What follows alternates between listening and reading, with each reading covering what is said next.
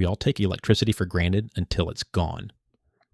And when it goes out in the wrong place at the wrong time, things can go from inconvenient to dangerous very fast. A Department of Energy report warned that blackout hours in parts of the U.S. could increase 100-fold by 2030 as electricity demand surges from things like data centers and new factories, while over 100 gigawatts of reliable power generation are set to close. In 2025 alone, nearly half of all U.S. utility customers experienced at least one outage, and the average longest outage lasted nearly 13 hours, up from about 8 hours just a few years earlier. So the question is, if a real energy crisis hit, where would you absolutely not want to be? I'm Daniel, and these are the 10 worst cities to live in during an energy crisis. Number 10, Las Vegas. Starting at number 10, we have Las Vegas. This city was literally built in the middle of the Mojave Desert, and everything about it depends on energy. The lights, the casinos, the air conditioning that keeps millions of residents and tourists alive through summers where temperatures regularly push past 110 degrees. Without stable power, Las Vegas goes from a playground to a very dangerous place very quickly. The city also imports most of its water and resources from outside the region, so an energy crisis wouldn't just mean losing air conditioning, it would threaten the water supply, food storage, and transportation systems that keep the city running. Las Vegas is a place that only exists because of cheap, reliable energy, and without it, the desert takes over fast. Number 9, Miami. Number 9 is Miami. Miami combines three things that make it especially bad during a power outage: extreme heat, extreme humidity, and hurricanes. When the power goes out in Miami, you lose air conditioning in a climate where the heat index regularly exceeds 100 degrees, and the humidity makes it feel even worse. That combination can become a real health risk, especially for older residents and people with medical conditions. On top of that, Miami is one of the most hurricane-prone major cities in the country. Storms regularly knock out power for days or even weeks, and the flooding that comes with them makes restoration slower and more complicated. The moisture also means that without climate control, mold can start growing inside buildings within days, creating additional health problems. Miami is a city that works beautifully when the power's on, but when it goes off, the environment turns hostile in a hurry. Number 8, Phoenix. At number 8, we've got Phoenix, and this one is serious. Phoenix is one of the hottest major cities in the United States. Summer temperatures routinely hit 110 to 115 degrees, and in recent years, they've even hit 120. Air conditioning in Phoenix isn't a luxury, it's survival equipment.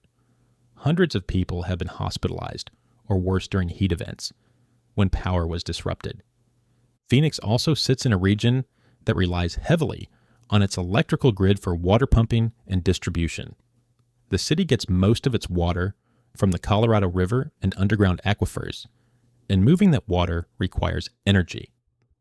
An extended power outage in Phoenix during summer would create a situation where people can't cool down and can't easily access water, and that's about as dangerous as it gets in an American city. Number 7, New Orleans. Number 7 is New Orleans. This city has a long history of dealing with storms, flooding, and power outages, and the infrastructure has been tested over and over again. The combination of extreme heat, high humidity, and a location that's partially below sea level makes New Orleans uniquely vulnerable during an energy crisis. When the power goes out, the city loses its pumping stations that keep floodwater at bay, which means even a moderate rainstorm can start flooding streets and homes. Add in the heat and humidity with summer temperatures in the 90s and stifling moisture, and you've got conditions that become dangerous for vulnerable populations within hours. New Orleans has been through major disasters before, most notably Hurricane Katrina. And each time, the loss of power was a central part of what made the situation so catastrophic. The city's aging infrastructure and its geography, sitting in a bowl surrounded by water, make it even more fragile when things go wrong. Number 6, Los Angeles. At number 6, we have Los Angeles.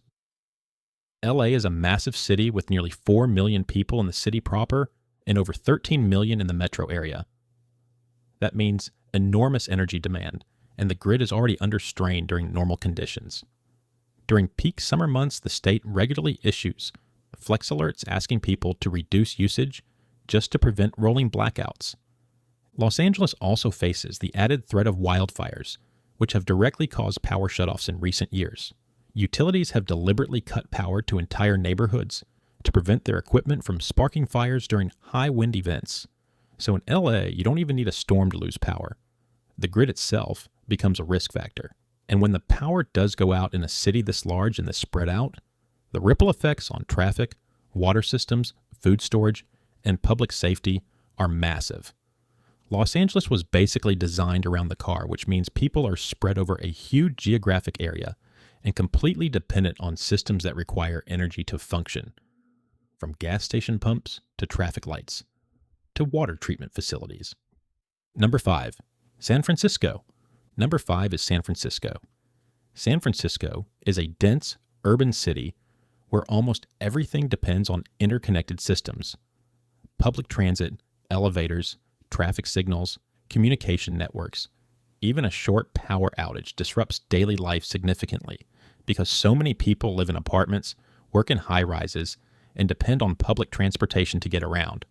The city also sits on the northern end of a grid that serves a huge population, and California as a whole has been dealing with energy supply challenges for years. San Francisco's particular vulnerability is that its density and reliance on technology-driven infrastructure mean that power loss cascades through nearly every part of daily life almost immediately.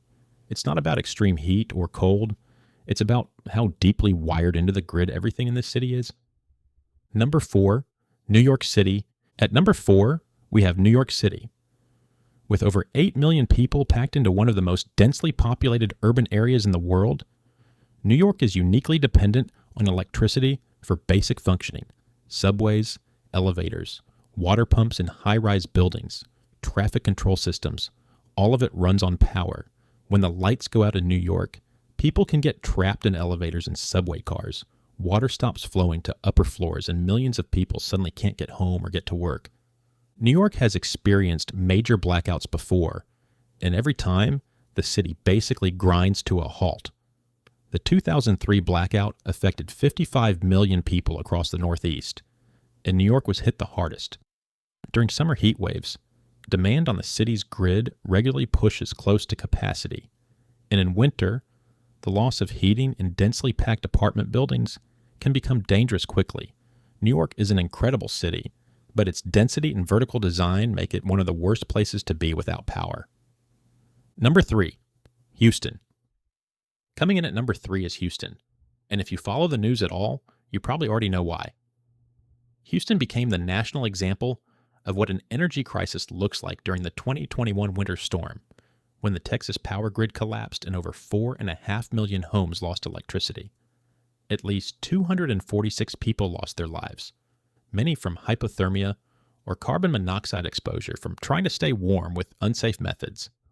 The grid came within 4 minutes and 37 seconds of a complete statewide collapse, which could have left the entire state without power for weeks.